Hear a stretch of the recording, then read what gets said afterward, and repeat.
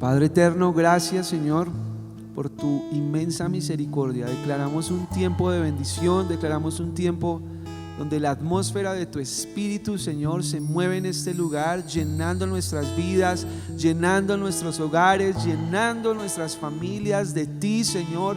Declaramos el corazón de los hijos hacia los padres y el de los padres hacia los hijos. Declaramos el espíritu paternal sobre nuestros hogares, restaurando relaciones, restaurando vidas, Señor, llenando de identidad nuestros corazones, Señor. Entendiendo que tú nos amas, que tú eres nuestro Padre, que tú eres nuestro Señor y que en ti somos verdaderamente libres, Señor. Gracias, gracias por este tiempo, Señor. Gracias por permitirnos adorarte y exaltarte. Recibe todo el honor, recibe toda la gloria, hoy y por siempre, por los siglos de los siglos, Rey. Bendito eres, Padre. Bendito, bendito.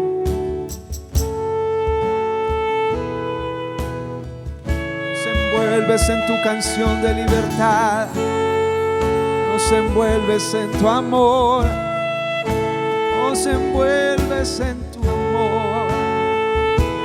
Oh.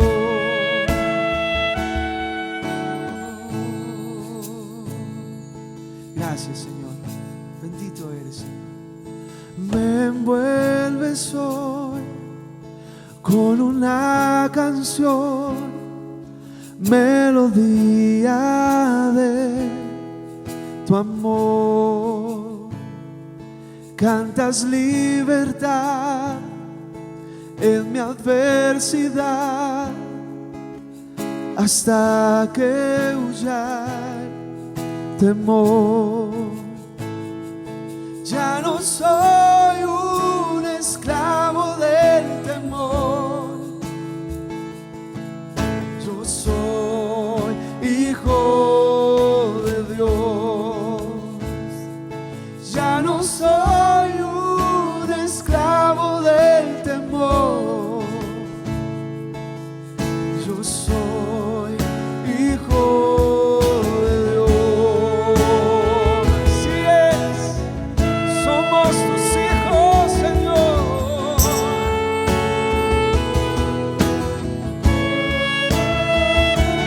Desde el vientre fui escogido en ti, me llamo en amor.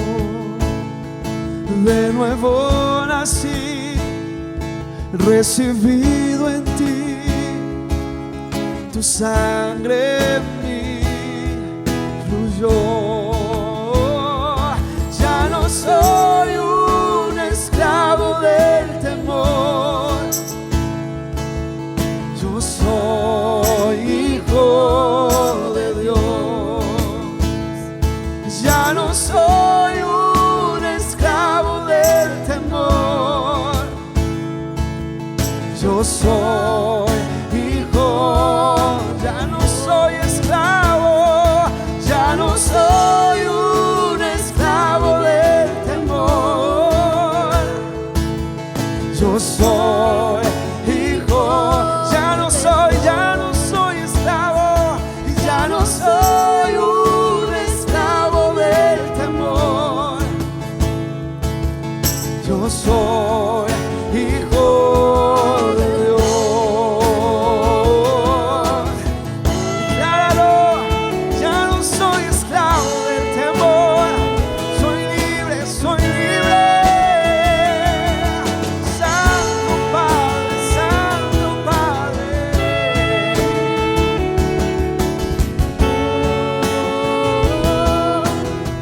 Declarémoslo, estoy rodeado. Estoy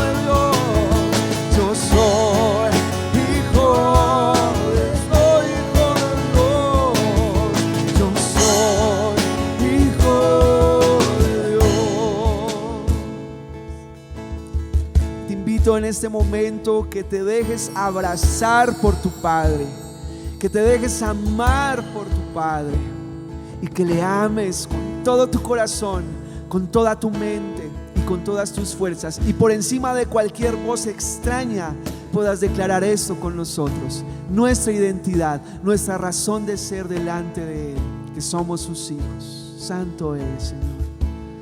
Yo solo sé que yo soy su hijo y Él es mi Padre y mi Padre me ama. Yo solo sé que yo soy su hijo y Él es mi Padre y mi Padre me ama.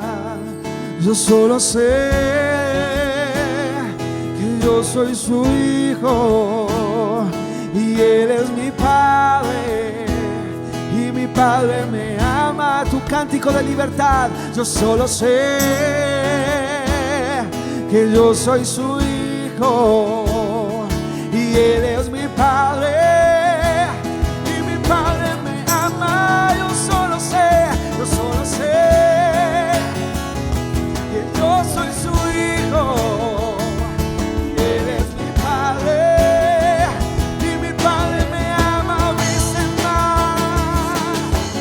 Abriste el mar para que yo camine. Tu amor ahogó todo el temor.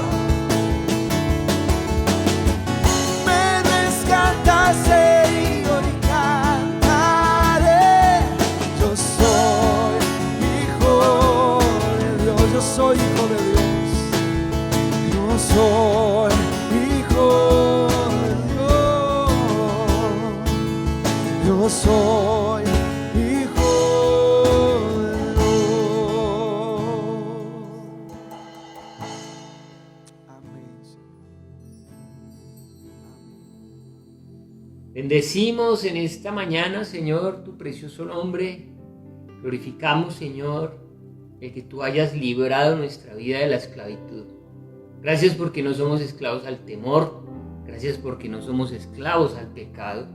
Tú has roto esas cadenas.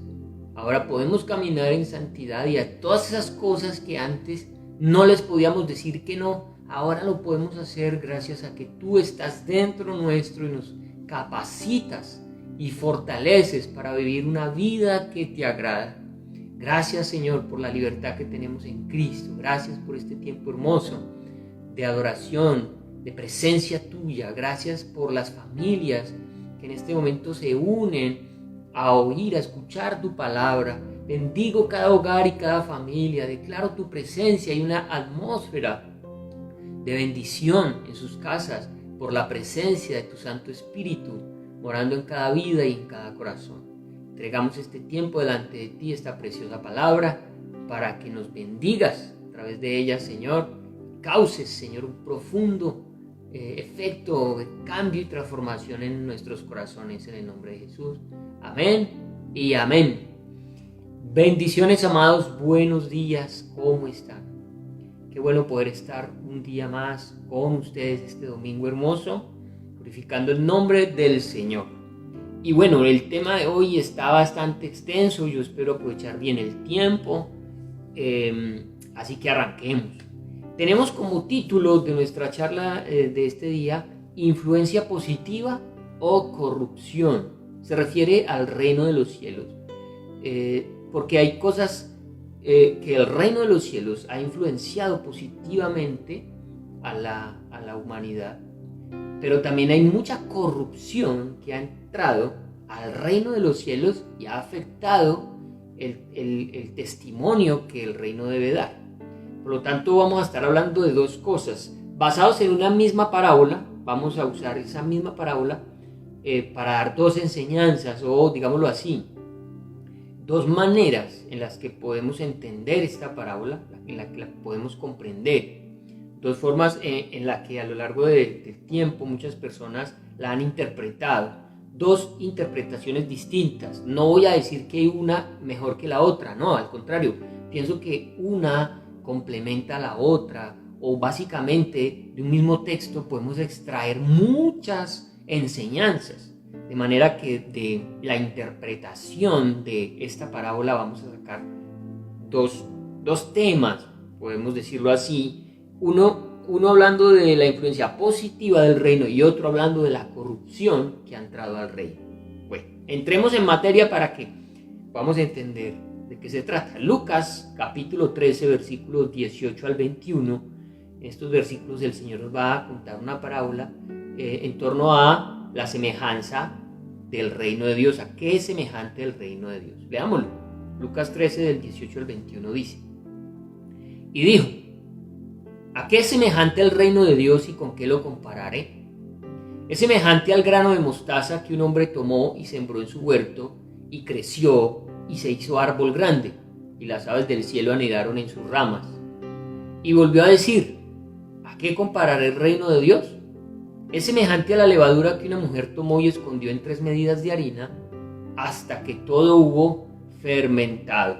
Bien, primero, ¿qué es el gobierno de Dios? Perdón, ¿qué es el reino de Dios? Ahí ya les di la respuesta. Es el gobierno de Cristo en nuestros corazones. Cuando una persona ha aceptado a Jesús, el reino de los cielos se ha acercado a esa persona. Ahora esa persona vive bajo la dirección, las órdenes, los mandamientos de su Señor, que es Jesucristo. Ese es el reino de Dios. Muchas veces lo hemos interpretado como el cielo, el reino de los cielos o el reino de Dios. Pensamos en cómo va a ser la vida eterna, pero está hablando de un reino implantado aquí en la tierra que está operando en el interior de todos aquellos que han aceptado a Jesús. Dice la palabra en Lucas 17, más adelante en nuestro texto, ahí mismo en el Evangelio de Lucas, hablando del reino de Dios y de cómo ya está implantado en medio nuestro. Dice así, Lucas 17, el 20 al 21, preguntando por los fariseos ¿cuándo había de venir el reino de Dios? Les respondió y dijo: el reino de Dios no vendrá con advertencia, ni dirán helo aquí o helo allí, porque he aquí, el reino de Dios está entre vosotros. El reino de Dios ya está sobre la tierra. Incluso podemos decir que el reino de Dios se inició hace muchísimo tiempo, cuando los primeros hombres, la generación después de Adán y Eva, como fue la generación de Set, esa genealogía comienza a buscar a Dios. La de Caín no buscó al Señor. Caín no buscó al Señor, pero la generación de Set, sí, ahí se estaba implantando ya el reino de Dios en la tierra. Bien, el reino terrenal, visible en gloria y majestad, como lo estaban esperando los judíos, no será así, sino hasta que el Señor venga a gobernar la tierra por 1000 años. Allí será el máximo esplendor de ese reino. Los judíos para ese momento lo querían ver, pero el Señor tenía que primero instaurar un reino espiritual y luego sí instaurar un reino terrenal como el que será instaurado en el milenio. Esta ilustración que vincula la mostaza, la semilla de mostaza con la levadura, fue un elemento que Jesús usó en varias ocasiones para dar sus enseñanzas, y aquí precisamente las va a usar como ilustración, y como les dije ahora, de ellas vamos a extraer incluso hoy 2 diferentes enseñanzas. De una sola parábola van a salir 2 interpretaciones bíblicas, las 2, tremendo, porque tienen un apoyo bíblico. En algún momento yo pensé, ¿con cuál de las 2 me quedo para hablarle a la iglesia? Pero realmente de las 2 vamos a aprender grandes cosas. Bien, entonces, 2 interpretaciones distintas de una misma parábola. Como les dije, la primera se llama influencia positiva del reino de Dios, mientras que la segunda se llama corrupción en el reino de Dios.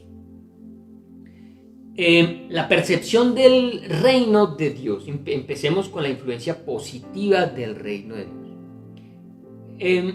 Lo primero lo que Jesús está planteando allí es que el reino de Dios empieza siendo algo muy insignificante a ojos de las personas. Incluso muchos podrían haberlo visto como débil, ¿sí? Y podían haber incluso despreciado ese reino, porque no llenaba sus expectativas. Por eso el Señor va a usar aquí el grano de mostaza. Dice la palabra en el versículo 18. Y dijo: ¿a qué es semejante el reino de Dios y con qué lo compararé? Es semejante al grano de mostaza. La mostaza, el grano de mostaza, es una semilla tan pequeñita que puede medir de 1 a 2 milímetros de diámetro. Y el Señor dice: tan insignificante como un granito de mostaza, tan pequeño.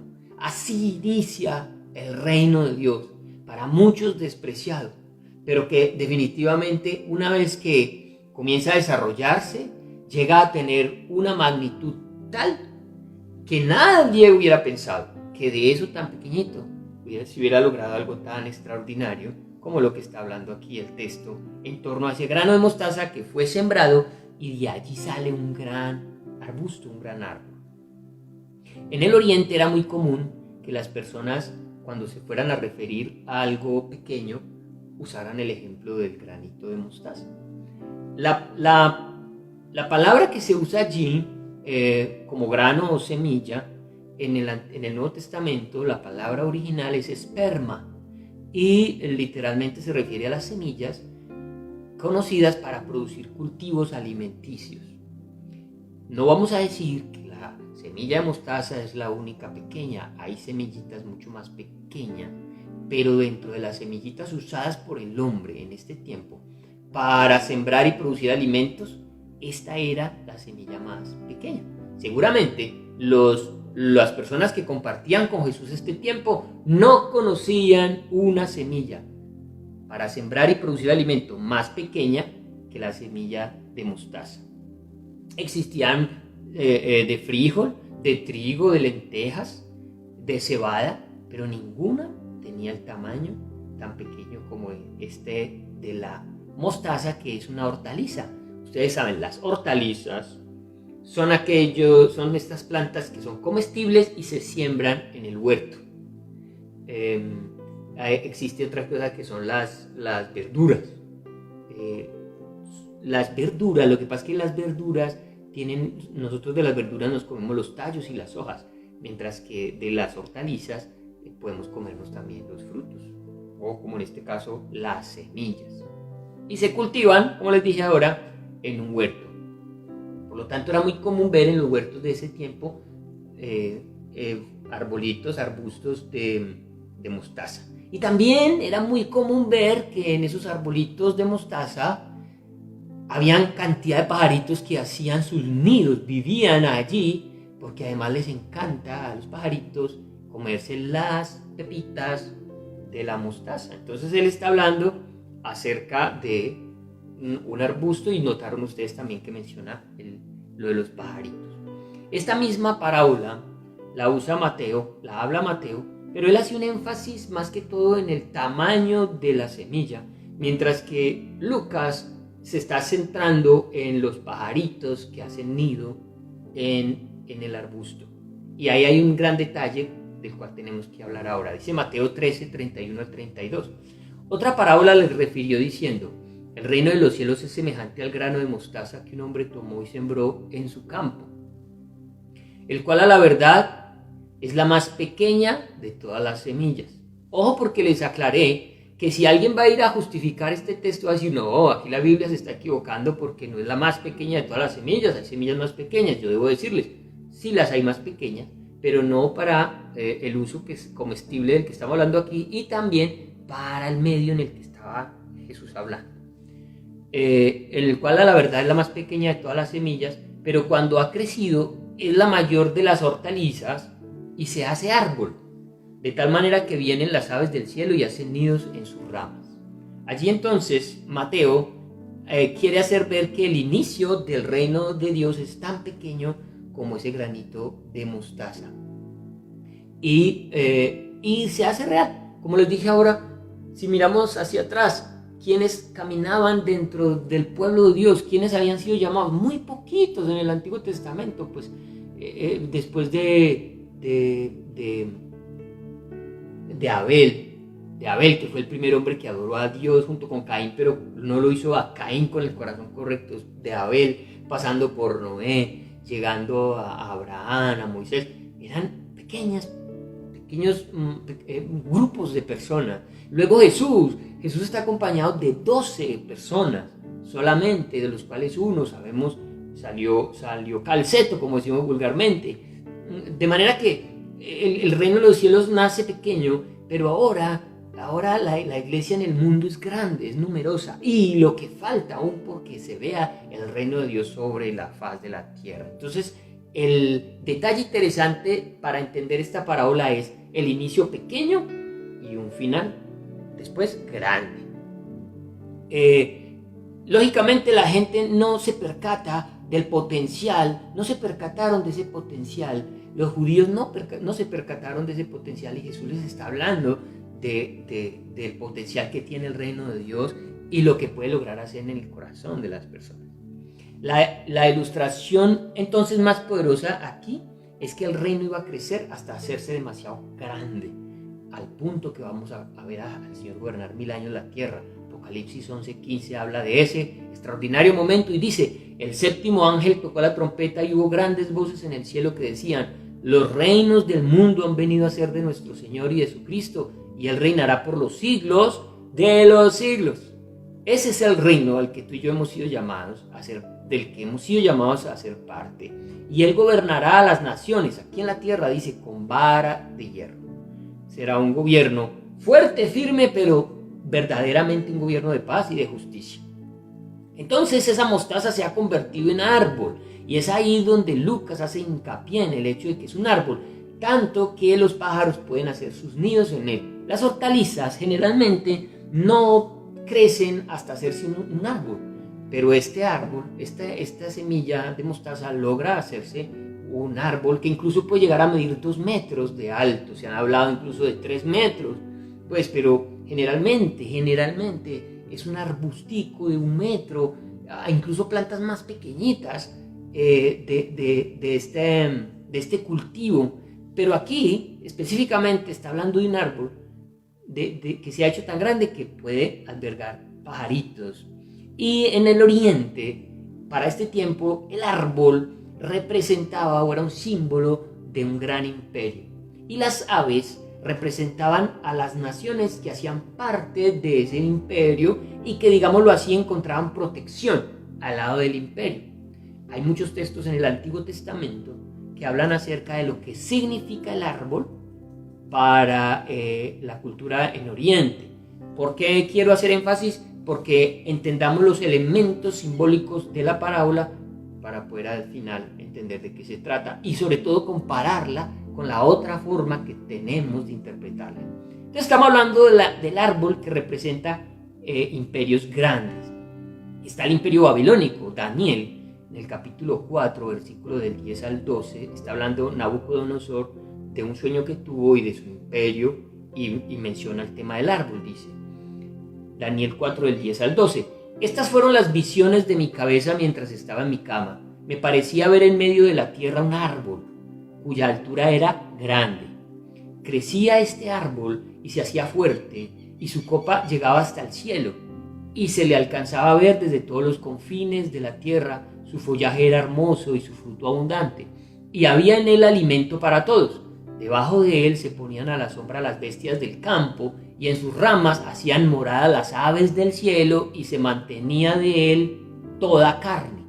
Este árbol representa un imperio del cual muchos se van a ver beneficiados, como pasaba con el imperio babilónico. El imperio asirio, que fue un imperio antes del babilónico, también la Biblia hace referencia a él como un árbol. En Ezequiel 31, del 3 al 6, del imperio asirio, dice: aquí era el asirio cedro en el Líbano, de hermosas ramas, de frondoso ramaje y de grande altura, y su copa estaba entre densas ramas. Las aguas lo hicieron crecer, lo encumbró el abismo, sus ríos corrían alrededor de su pie, y a todos los árboles del campo enviaba sus corrientes. Por tanto, se encumbró su altura sobre todos los árboles del campo, y se multiplicaron sus ramas, y a causa de las muchas aguas se alargó su ramaje que había echado. En sus ramas hacían nido todas las aves del cielo, y debajo de su ramaje parían todas las bestias del campo, y a su sombra habitaban muchas naciones. Una vez más, un gran imperio del cual dependían muchas naciones, hasta los animales se veían bendecidos, digámoslo así, por estar bajo la cubierta de un imperio tan poderoso como este. E incluso el mismo Ezequiel, en el capítulo 17, versículo 23, asemeja al reino del Mesías como un gran árbol. Dice en el versículo 23 de Ezequiel capítulo 17: en el monte alto de Israel lo plantaré, y alzará ramas, y dará fruto, y se hará magnífico cedro, y habitarán debajo de él todas las aves de toda especie, a la sombra de sus ramas habitarán. Y esto se cumplirá cuando el Señor venga a gobernar la tierra por esos 1000 años. Todas las naciones que estén sobre la faz de la tierra disfrutarán de que sea un reino, de que el rey de ese reino sea nuestro Señor Jesucristo. Entonces, la mostaza, el grano mostaza, implica que inicia siendo algo muy pequeño y termina siendo algo muy grande. El árbol implica que hay aves que pueden hacer su nido allí y van a ser sostenidas, provistas por el árbol. Es decir, muchas personas que no pertenecen directamente al imperio se verán bendecidas por el imperio, porque las aves no nacieron con el árbol, ellas llegaron y se vieron bendecidas por este arbolito. ¿Qué significan las aves? Ya lo mencionamos ahora. No son parte del reino, pero sí son los beneficiarios del reino. Así como el cristianismo debe ser beneficiario de la gente. El imperio, el reino de Dios, ese reino que mora en tu corazón, del cual tú haces parte, tú, siendo parte del reino, eres bendición para las personas con las que compartes. Quizás ellas no están dentro del reino, pero tú, tu sombra, tu compañía, tus palabras, tu presencia, termina siendo bendición para ellos. El cristianismo a lo largo de la historia siempre ha sido visto como un reino que se ha opuesto a las maldades, a las injusticias, al pecado. Y siempre que le han prestado atención, las sociedades han mejorado. También podemos saber que han promovido la educación, que han beneficiado de muchas maneras y consolado la humanidad, que las familias de la tierra han sido bendecidas por el cristianismo. Y la historia así también lo demuestra.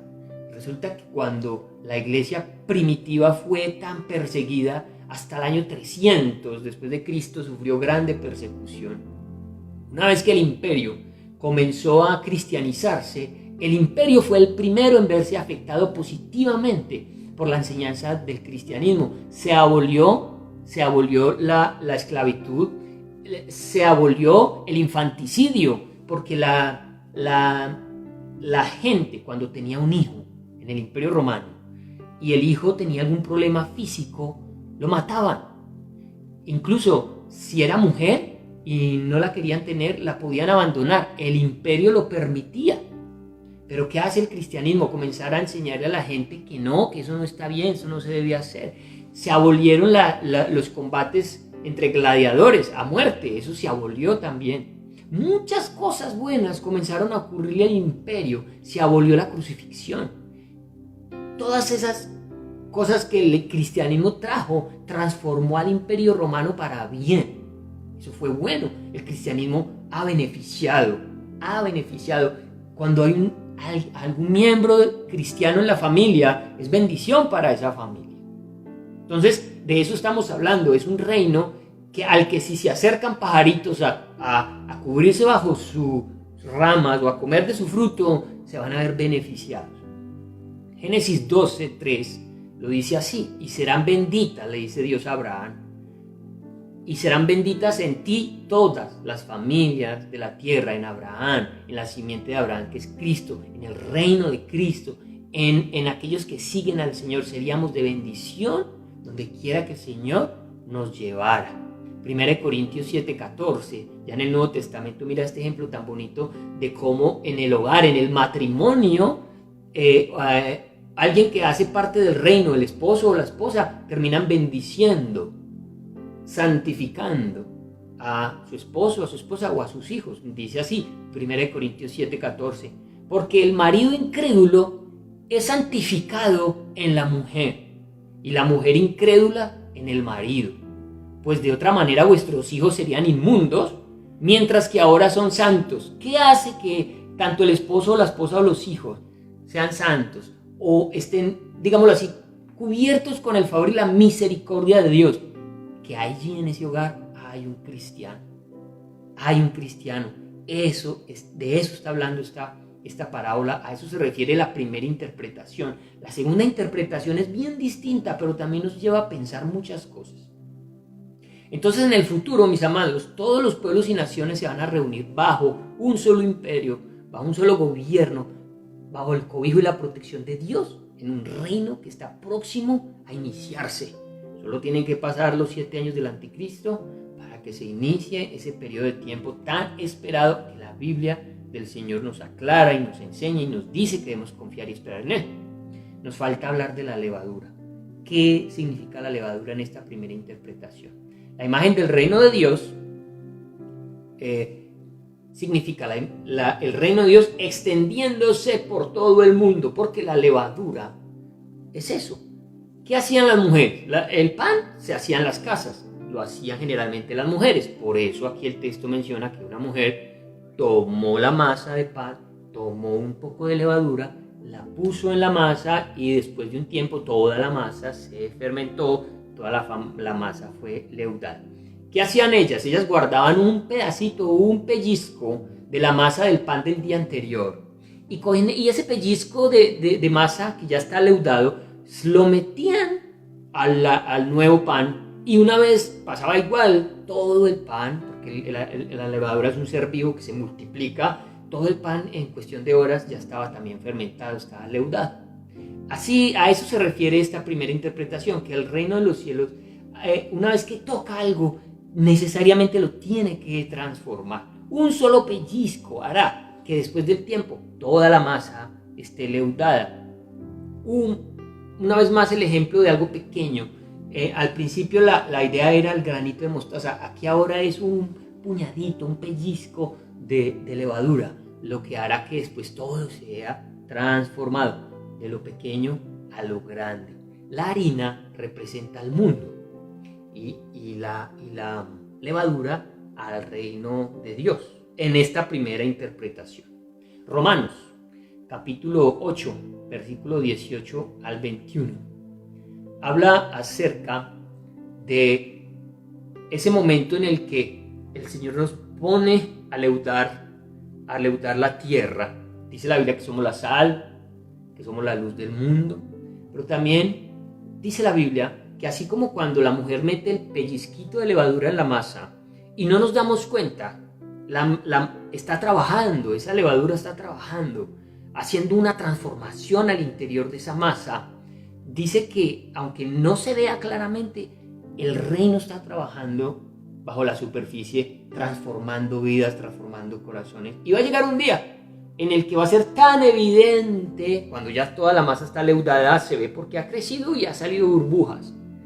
Va a llegar un día en el que para todos será evidente que somos parte del reino. Hoy quizás no te valoran, hoy quizás nadie tiene en estima a los cristianos o a la iglesia o al trabajo que hace la iglesia de enseñar la palabra y de llevar un mensaje de esperanza y todo lo demás, pero hay una promesa de Dios en donde va a haber un día en el que toda la tierra disfrutará de la manifestación de los hijos de Dios. Romanos 8, del 18 al 21. Pues tengo por cierto que las aflicciones del tiempo presente no son comparables con la gloria venidera que en nosotros ha de manifestarse. Todavía habla de que se va a manifestar. Hoy tú estás viviendo situaciones difíciles, pero ojo que la levadura está trabajando allí. Hoy tú no ves el resultado en tu esposo o en tu esposa o en tus hijos, pero déjame decirte que si tú estás allí leudando, llegará el momento en el que se va a ver el trabajo, la obra que produjo la levadura en tu casa, en tu hogar, se va a manifestar, dice, porque el anhelo ardiente de la creación, hasta la creación, la naturaleza aguarda la manifestación de los hijos de Dios, porque la creación fue sujetada a vanidad, no por su propia voluntad, sino por causa del que la sujetó en esperanza. ¿Y cuál es la esperanza? De la misma naturaleza, el día en el que el Señor venga a gobernar la tierra. Hoy tenemos un planeta contaminado, hoy tenemos un planeta que sufre, que llora, que los cambios climáticos y todo lo demás. Déjame decirte, la tierra todavía no va a ser destruida, le esperan 1000 años. ¿Cómo crees tú que va a durar 1000 años cuando muchos dicen que dentro de 50 años ya no vamos a tener glaciales, no vamos a tener el Nevado del Ruiz, no vamos a tener tales y tales especies? Déjame decirte que cuando el Señor venga sobre la faz de la tierra, muchas de las formas en que se hacen las cosas van a cambiar, de tal manera que será sostenible. La naturaleza respirará, este mundo tendrá 1000 años de respiro y está esperando ese momento. La misma naturaleza está esperando la manifestación del reino del Señor. Versículo 21 terminamos ahí, porque también la creación misma será libertada de la esclavitud de corrupción a la libertad gloriosa de los hijos de Dios.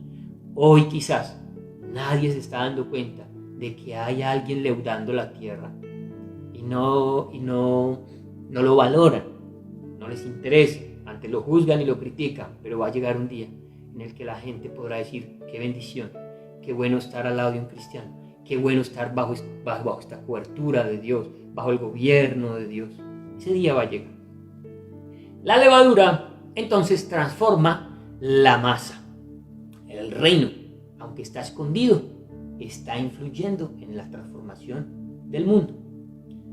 ¿Cómo se hace eso? Por medio del testimonio y las vidas de cada uno de nosotros. A través de esa manera leudamos la tierra. Por el mensaje del evangelio, el predicarlo, el que llegue a tu casa, el que se escuche por televisión, por radio, en el que tú lo hables.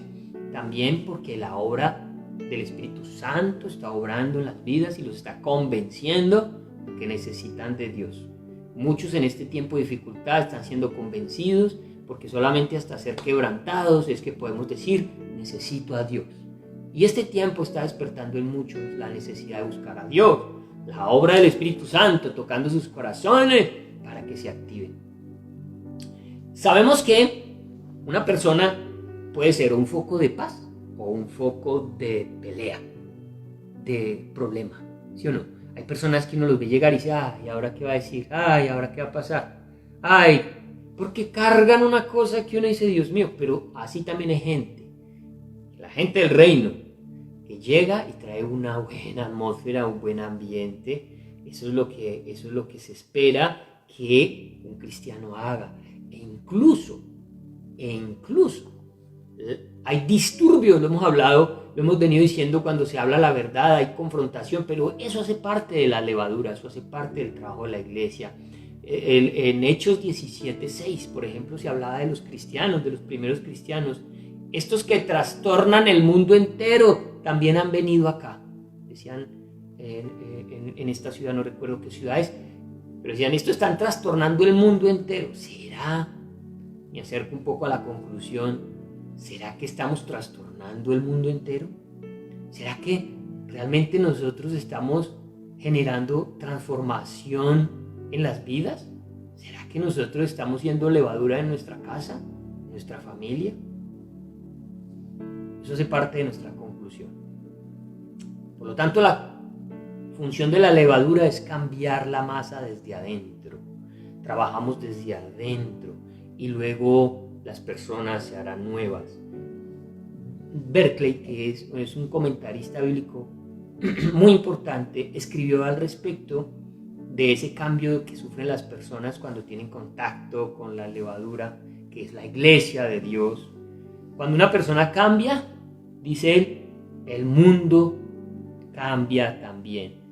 Uno solo que cambie afecta al mundo entero. Por eso es que te empiezo a preguntar: ¿el mundo estará cambiando para bien? ¿Estaremos nosotros siendo lo que esta primera interpretación de la parábola nos está enseñando? Berkeley dijo: la iglesia es la institución más importante del mundo. Y no es que porque estamos chicaneando, sino por esta razón, mira. Porque es la fábrica donde se producen los nuevos hombres o los hombres nuevos. la iglesia produce gente nueva, transforma vidas. Bueno, la iglesia no es la iglesia, es Dios en su reino, dentro de su pueblo que es su iglesia, el Espíritu Santo, una iglesia operando en el poder de Dios que ve gente transformada, un mundo transformado. Pregunta entonces, para concluir esta primera parte. ¿Lo estamos haciendo, amados? ¿Estás trastornando tu casa para bien? ¿Tú crees que la iglesia actualmente está cumpliendo esta función? Bueno, no miremos tan lejos. Piensa en ti. Tú como levadura, tú estás transformando a las personas, estás permitiendo que esa levadura, el Espíritu Santo, el reino de Dios que habita en ti, transforme la vida de otras personas. ¿Cómo está tu esposa? ¿Cómo está tu esposo? ¿Cómo están tus hijos? Mis amados, este es un llamado, porque estamos viviendo tiempos tan difíciles. Reunido con los pastores, hablando acerca de Iglesia Activa, por ejemplo, Pastor Diego con la pastora Lady, haciendo un balance. Hemos visto cómo los muchachos, los niños y los jóvenes, también con el ministerio de jóvenes, están en una actitud de apatía total en torno a las cosas de Dios. Y este es un llamado porque estamos lejos los unos de los otros, pero tú los tienes ahí, tú tienes a tu hijo ahí. ¿Has hablado con él? ¿Ya le preguntaste a tu hijo cómo está, cómo se siente? ¿Hablas con tus hijos? Y cuando hablas, ¿les hablas de la palabra? ¿Los leudas? ¿Les das a comer una porción pequeña de esta levadura para que sus vidas cambien? ¿Estás esperando que los cambie la iglesia, el ministerio de jóvenes o el ministerio de Iglesia Activa? Tú como papá, eres el primer llamado de parte de Dios a que si tú estás dentro del reino, tú seas un eje de cambio en tu casa. Tu esposa no cree en el Señor, tu esposo no cree en el Señor. No mires tan lejos, no mires en llevar el mensaje a la China o al Medio Oriente, cuando no hemos podido llevarlo a nuestra esposa o a nuestros hijos. Creo que un error grande es menospreciar las personas que tenemos a nuestro lado. Creo que no vamos a crecer como iglesia en la medida en que no nos ocupemos personalmente de nuestra responsabilidad familiar. Mis amados, no culpemos a los pastores o a la iglesia cuando nosotros no estamos siendo sacerdotes en nuestras familias, y los jóvenes, mis amados, están perdiéndose. Incluso los de nuestra iglesia no están leyendo la palabra, no están escuchando el mensaje, no se están conectando a ninguna actividad. ¿De qué se están alimentando en estos tiempos de pandemia? ¿Qué está nutriendo sus corazones? ¿Hay levadura en sus vidas? ¿Estamos realmente transformando la atmósfera de nuestra casa? Dice Jeremías 15:19, para que miremos la segunda parte. Conviértase ellos a ti y tú no te conviertas a ellos. Jóvenes que me escuchan, ¿ustedes están llevando a que los otros jóvenes se conviertan a Cristo? ¿Ustedes están llevando a que otros conozcan de la levadura de Cristo? ¿O ustedes se están volviendo como ellos? ¿O ustedes los están siguiendo a ellos? Mis amados, el Señor nos está diciendo que ellos sean los que sean leudados por mi reino, y no que ustedes sean leudados por el reino de ellos. No te dejes tocar por la levadura del mundo, porque entonces pertenecerás a un reino que no tiene esperanza. Conviértete en un buen habitante y ciudadano del reino de los cielos y trabaja para transformar, no el mundo, tu casa, por lo menos tu casa, tu familia, tu matrimonio, tus hijos, con los que estás compartiendo todo el tiempo. A eso llega esta primera conclusión de nuestra enseñanza hoy. Y vamos para la segunda. Una segunda interpretación de una misma parábola que también nos va a dar una gran enseñanza. La corrupción en el reino de Dios. Y vuelvo y lo leo. Y dijo: ¿a qué es semejante el reino de Dios y con qué lo compararé? Es semejante al grano de mostaza que un hombre tomó y sembró en su huerto, y creció y se hizo árbol grande, y las aves del cielo anidaron en sus ramas. Ahora voy a usar la misma palabra de Dios para mostrar cómo se simboliza bíblicamente también todos estos elementos de los que hemos hablado, pero que nos van a llevar a entender algo diferente de la parábola. ¿A qué es semejante el reino de Dios? Es la pregunta que hace Jesús allí.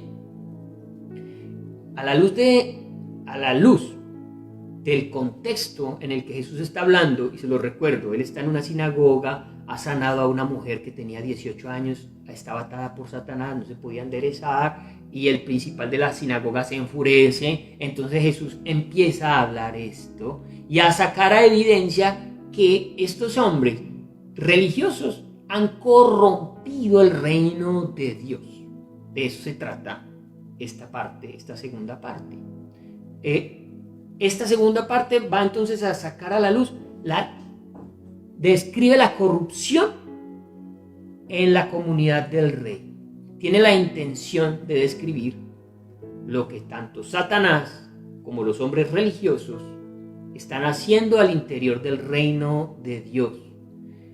Un reino que Dios echó a andar hace mucho tiempo, que se los hablé ahora, a través de hombres como Abraham, Moisés y los profetas, pero un reino que parece ser no ha permanecido tan puro porque hombres religiosos encubiertos, lobos vestidos de oveja, junto con Satanás han entrado encubiertamente como entra la levadura y ha fermentado y dañado lo que para Dios no puede ser dañado o no debería ser dañado.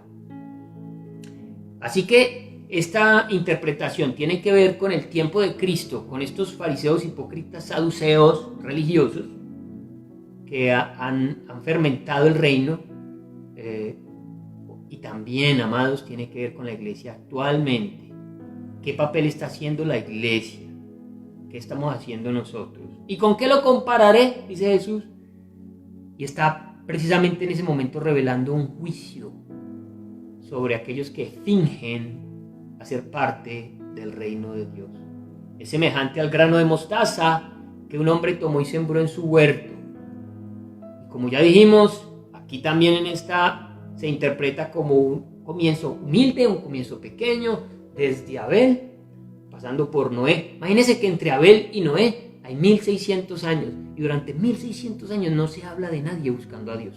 1600 años, y así es el reino de Dios, con un inicio realmente pequeño, y como les dije ahora, con Cristo apenas 12, pero dice que creció y se hizo un árbol grande, y se refiere a Israel como nación, porque antes era Abel, Noé, unos pocos, las 12 tribus, pero luego se convirtió en una gran nación compuesta por millones de personas que en teoría debían seguir las palabras de Dios y estar bajo su reino, pero que la corrupción dañó. Y las aves del cielo anidaron en sus ramas.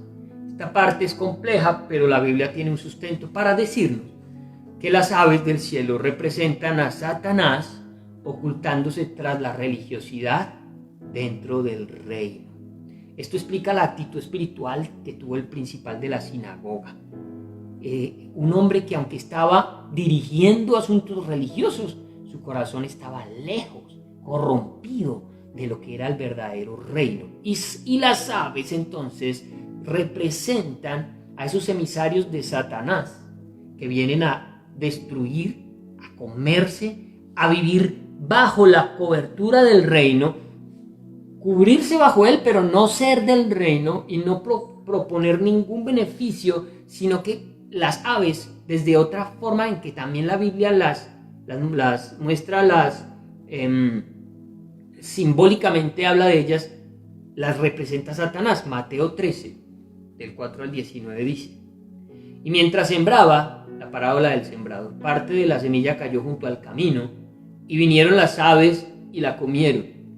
Hasta ese momento no se sabía qué representaban las aves, pero Jesús entra a explicarle a los discípulos la parábola y les dice en el versículo 19 la explicación.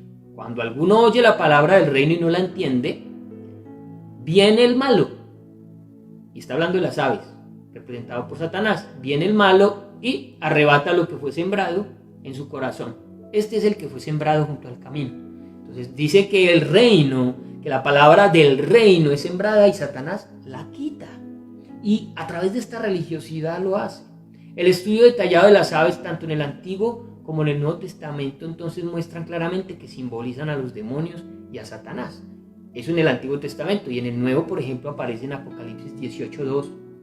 Y clamó con voz potente diciendo: ha caído la gran Babilonia, y se ha hecho habitación de demonios y guarida de todo espíritu inmundo, y albergue de toda ave inmunda y aborrecible. Una vez más, la Biblia simbólicamente habla de las aves, asociándolas con Satanás. Los pájaros constituyen la clave entonces para entender esta parábola desde esta perspectiva, representando al diablo como un ser activo en la cristiandad. En muchas sectas, en muchas falsas religiones, en muchas falsas denominaciones, está operando Satanás. Están dentro del reino, supuestamente, bajo esa cobertura espiritual, pero la gente que está yendo allí a escuchar el mensaje, en vez de salvarse, se están condenando, porque les están hablando, dice, doctrinas de demonios. Y Jesús, más que hablar de lo glorioso y esplendoroso de su reino, aquí está antes diciendo: qué vaina, se nos colaron, se nos metieron al reino. Satanás, a través de la religiosidad y de las falsas doctrinas, usando a hombres como estos, hipócritas, ha deteriorado lo que es el verdadero reino. ¿Qué simboliza el árbol? El árbol en esta parte de nuestra historia se hizo árbol grande. La planta de mostaza, como les dije ahora, no deja de ser un arbusto, pero aquí habla de que se hizo extremadamente grande.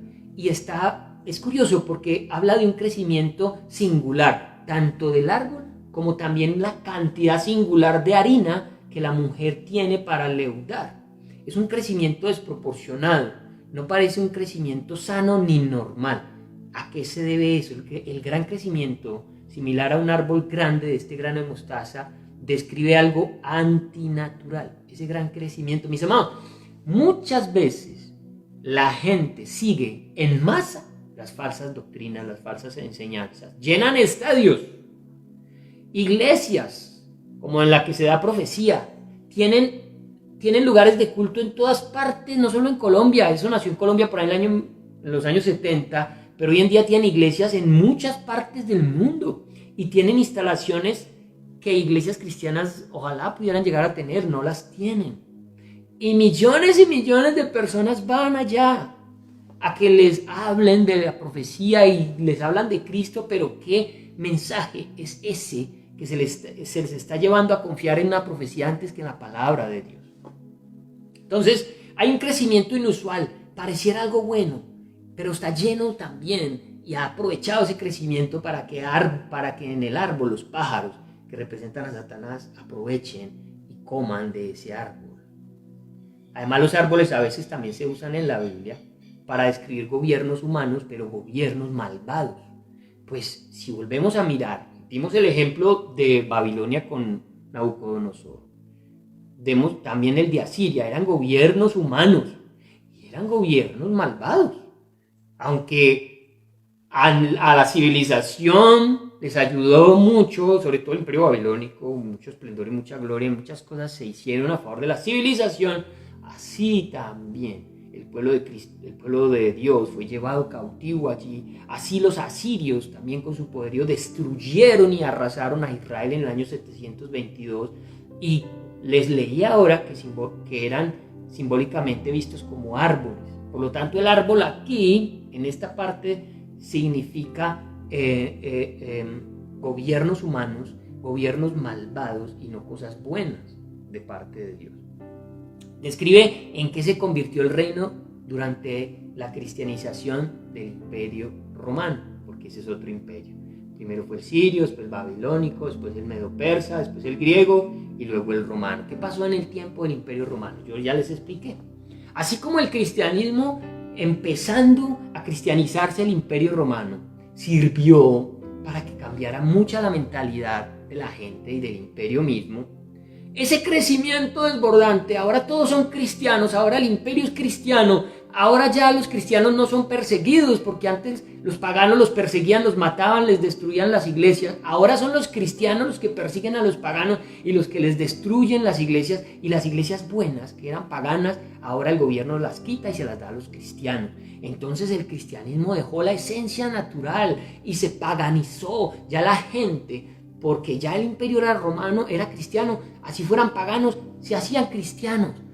De ahí es que aparece que la iglesia en sus inicios termine adorando a la Virgen María, San Pedro, San Pablo, San Judas. ¿Por qué?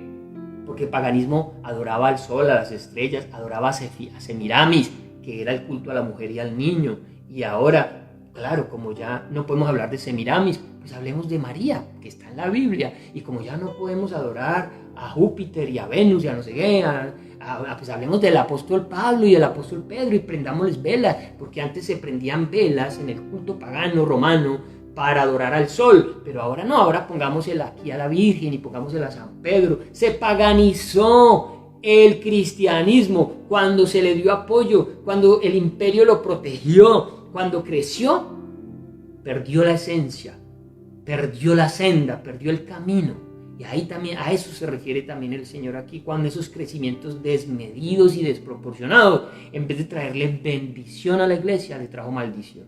Cuando la iglesia fue perseguida, mantuvo el evangelio sano, limpio, puro.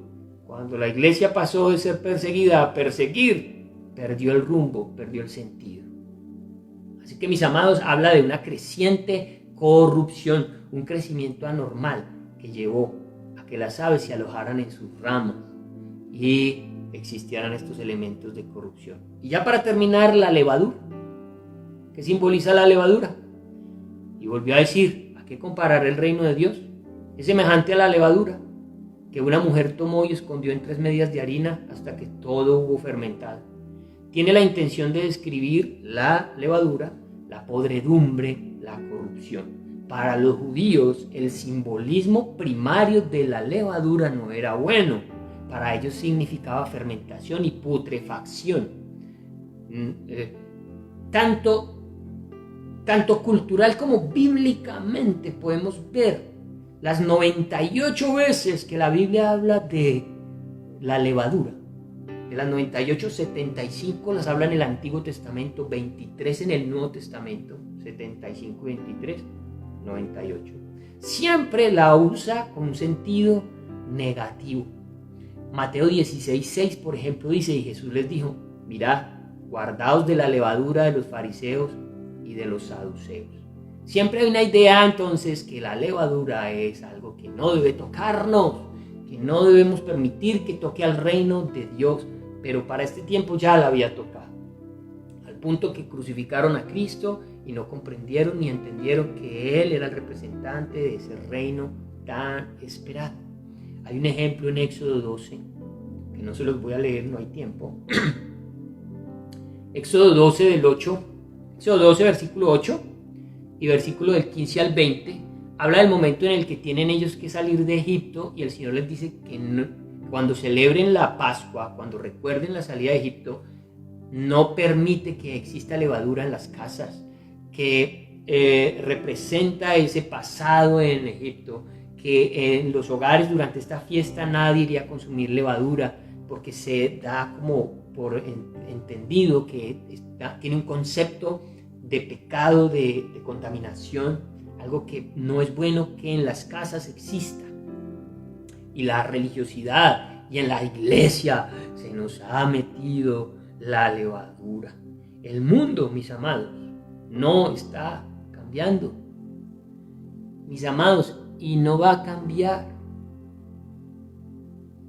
Logremos predicar el evangelio y tocar el corazón de muchos. Por eso yo les decía, no esperemos cambiar al mundo entero cuando no hemos podido cambiar nuestra casa, nuestra familia. Mis amados, estamos viendo que hay un deterioro progresivo de la tierra, que en vez de estar caminando hacia la verdad, estamos caminando hacia la mentira y más injusticia y más pecado y más de todo.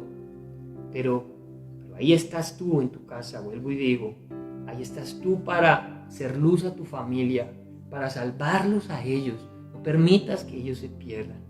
Ahora dice que una mujer tomó mujer, que era la persona encargada de hacer el pan. En este caso simboliza la falsa religión.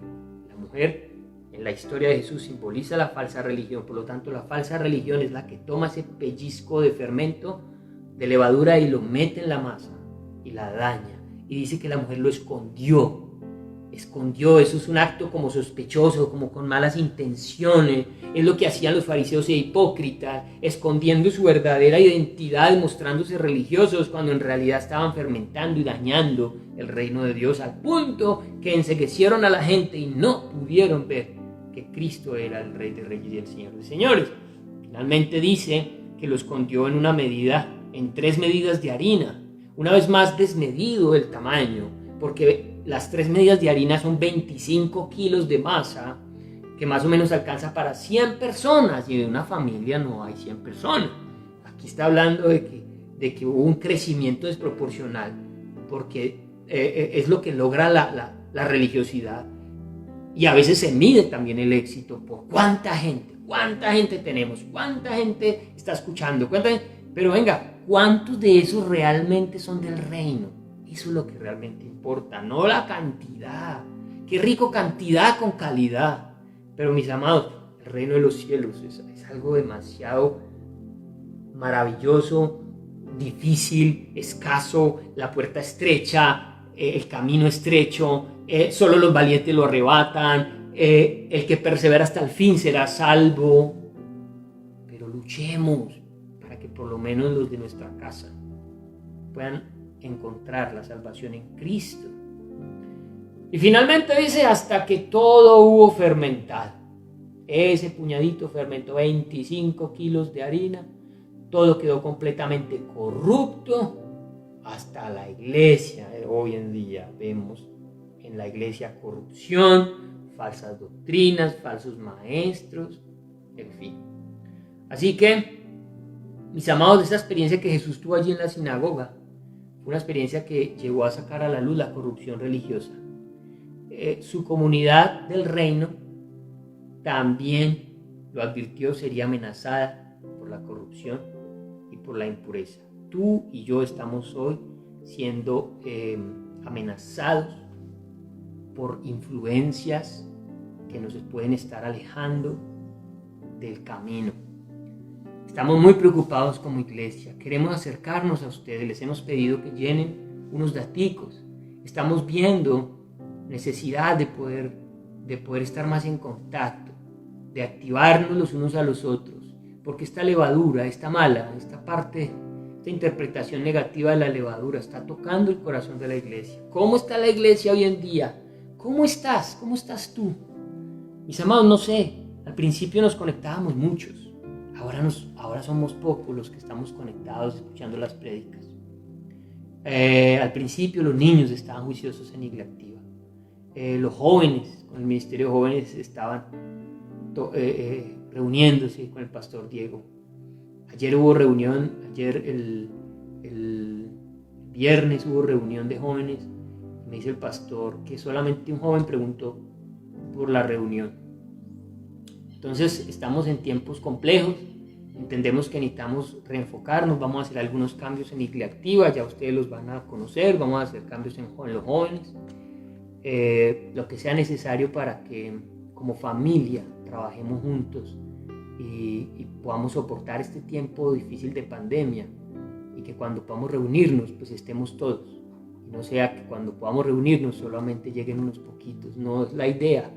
Queremos que la iglesia permanezca bien en este tiempo difícil y que tengamos cuidado con las cosas que están contaminando el corazón de su pueblo. Acompáñame a orar por este tiempo, por esta palabra y lo que en tu corazón el Señor haya colocado para ponerlo por obra, ponerlo en acción y sacar adelante este reino, al cual hemos sido llamados a amar, a cuidar, a defender y a enseñar y a ganar a otros para el reino. Padre, gracias. En este tiempo, Señor, nos has permitido estar juntos a través de tu palabra. Yo oro para que la iglesia despierte de su letargo. Yo oro para que esa levadura no esté tocando sus corazones. Por favor, ten misericordia y ayúdanos. Yo oro para que prestemos atención a nuestros hogares. cada familia, Señor, cada padre que me escucha, cada madre, cada líder de hogar que es creyente, que tiene el Evangelio, que hace parte del reino, se ponga el uniforme del reino, las vestimentas del reino y trabaje por defender el reino en su casa. Permítenos, Señor, mirar al que tenemos cerca, con el que vivimos. A veces se nos olvidan las personas con las que compartimos más tiempo y ponemos nuestros ojos en el mundo. Vamos a salvar al mundo, el mundo nos necesita. ¿Y quién va a salvar mi familia? ¿Quién va a salvar a mi esposa? ¿Quién va a salvar a mis hijos? Ese es mi llamado, esa es mi responsabilidad. No pretendamos ganar al mundo cuando estamos perdiendo nuestra familia. No pretendas salir a evangelizar a alguien cuando no has evangelizado tu propia casa. Es tiempo para que miremos hacia adentro de nuestros hogares. Es tiempo para que nos pongamos la camiseta. Es tiempo de que hagamos grande el reino del Señor en nuestros hogares. Reaccionemos, hablemos con nuestros muchachos, hablemos con nuestros jóvenes, hablemos con nuestros hijos, dediquémosles tiempo, pero sobre todo hablemos de la palabra del Señor y el consejo de Dios. Muchos de ellos están a tiempo aún, muchos de ellos están en el momento propicio para conocer la verdad. Que no sea después tarde, cuando ya no haya nada que hacer, cuando ya los muchachos se hayan ido, cuando ya estén en medio de problemas difíciles de resolver. Ayúdanos, Señor, para usar el tiempo sabiamente. En el nombre de Jesús, amén. Mis amados, un resto de domingo en bendición. Hoy nos extendimos un poco, pero bueno, gloria a Dios, espero que hayas podido permanecer hasta el final y que estas palabras hayan tocado tu corazón. Dios me los bendiga, nos vemos el próximo jueves con la ayuda de Dios.